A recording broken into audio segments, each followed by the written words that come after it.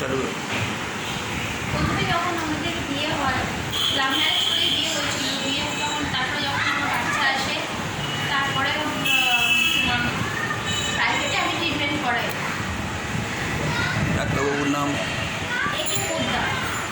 ডাক্তারবাবুর নাম হচ্ছে একে পোদ্দার। আমাকে এত কিছু রিপোর্ট করালেন, কিন্তু আমাকে এইচপিএলসি রিপোর্টটা আমাকে একবারের জন্য উনি বললেনও না, একবারের জন্য বললেন না যে এইচপিএলসি রিপোর্টটা আপনি করান, একবারের জন্য বললেন না। তারপরে প্রায় 6 মাস পর আমার ছেলের অন্নপ্রাশনের পর যখন আমার ধরা পড়লো, যখন শরীরটা ফ্যাকাসে যেতে শুরু করলো, তখন প্রায় হিমোগ্লোবিন আমার ছেলের রিপোর্টে 3। তারপর এসএম রায় লিখে দিলেন, আমাকে রায় টিভিতে রিপোর্ট করালাম। রায় টিভিতে রিপোর্ট করানোর পরে মেডিকেলে আমাকে ট্রান্সফার করে দিল। টাটা টাটা মেডিকেলে নয়, তার মেডিকেলে ট্রান্সফার কর। মেডিকেলের পর আমি টাটা মেডিকেলে দেখিয়েছিলাম, ডক্টর মামুন চন্দ্রীকে দেখিয়েছিলাম। তারপর ওই থেকে আমি ব্লাড দিচ্ছি, তারপর তারপর এখানে সত্যি কথা বলতে গেলে এখানে নাইট স্টে করতে হয় না, দিনের দিনই সর্বস্ব কিছু হয়ে যায়। কৃষাণুদায় সব কিছু করে দেন।